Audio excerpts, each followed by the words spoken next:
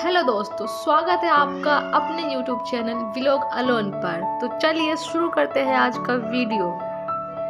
एक गरीब छात्र जिसने मेहनत से पूरा किया पिता का सपना, सफलता की कहानी। लगभग 11 साल पहले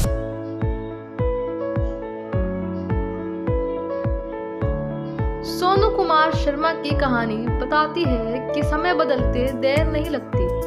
बुरे दौर का हिम्मत और मेहनत से मुकाबला करे तो मुसीबतें खुद ही दूर चली जाती हैं। सोनू के पिता गंगा प्रसाद ITI में छोटे पद पर काम करते थे। कमाई इतनी ही थी कि किसी तरह अपना और परिवार का पेट भर सके, लेकिन ITI में छात्रों को पढ़ते देख वे अपने सोनू के लिए सपने देखा करते थे। लेकिन उनकी दुनिया ITI तक ही सीमित थी। उन्हें ITI के बारे में भी पता नहीं था।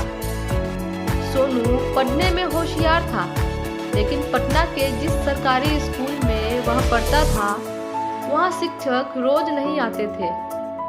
उसके पास सारी किताबें भी नहीं थी, लेकिन आत्मविश्वास भरपूर था। पिता अपनी नौकरी के दम पर बड़ी मुश्किल से बच्चों के लिए किताब खरीद पाते थे।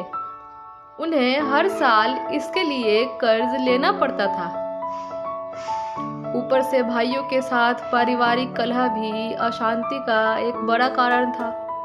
लेकिन सोनू को ITI में पढ़ाने की उनकी हसरत कभी कमजोर नहीं पड़ी।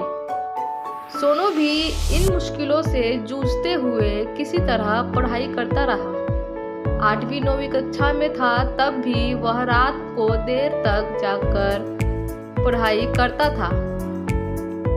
उसकी यह धुन देखकर पिता मन ही मन खुश होते थे, लेकिन दिल में कचोट होती थी कि वे बेटे की पढ़ाई की सारी जरूरतें पूरी नहीं कर पा रहे थे। वह जब 10वीं कक्षा में आया तो उसने पहली बार ITI का नाम सुना। उसके बाद से उसने ITI में ही पढ़ाई करने की ठान ली। किसी तरह 10वीं पास करने के बाद उसने पिता को ITI के बारे में बताया।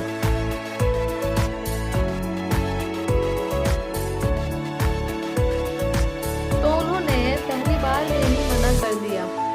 उनके मन में तो ITI बैठा था।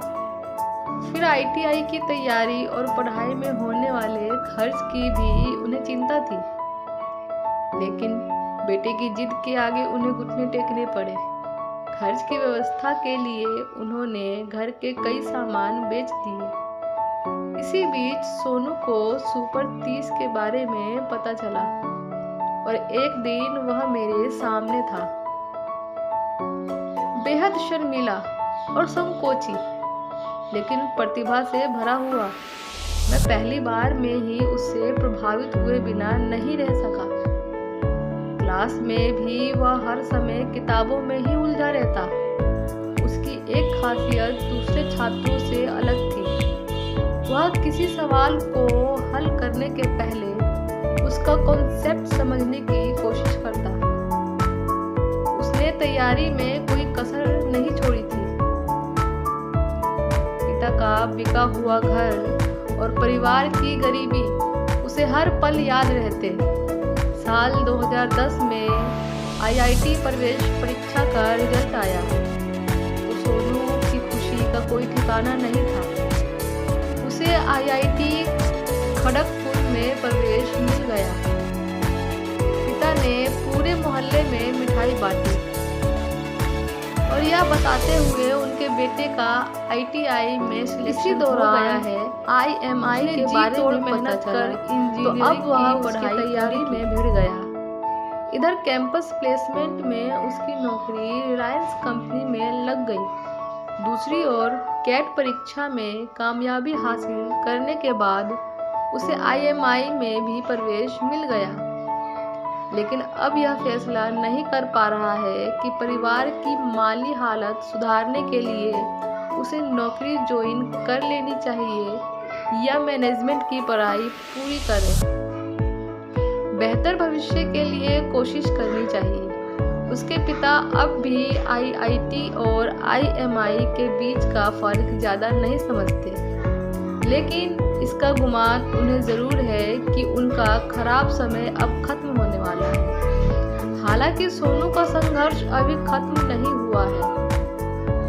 वह गरीब लोगों के लिए काफ़ी कुछ करना चाहता है ताकि उसके जैसे दूसरे होनहार बच्चों को पढ़ाई के लिए इतना संघर्ष न करना पड़े। उसने मुझे भी इस बारे में पूछा तो मैंने बस इतना ही कहा कि जो भी करो दिल से करो। मुझे पता है कि सोनू कोई भी काम आधे मन से नहीं करता और ठान लेने पर कोई भी लक्ष्य उसके लिए चुनौती नहीं बन सकती। तो दोस्तों आज के लिए इतना ही। तो मिलते हैं नेक्स्ट वीडियो में। तब तक के लिए वीडियो को लाइक और चैनल को सब्सक्राइब कर दीजिएगा और बेल नोटिफिकेशन को भी ऑन इन कर लीजिएगा ताकि आने वाली ऐसी ही और वीडियो आप तक आसानी से पहुंच सके। तो मिलते हैं नेक्स्ट वीडियो में। तब तक के लिए नमस्कार। Thanks for watching.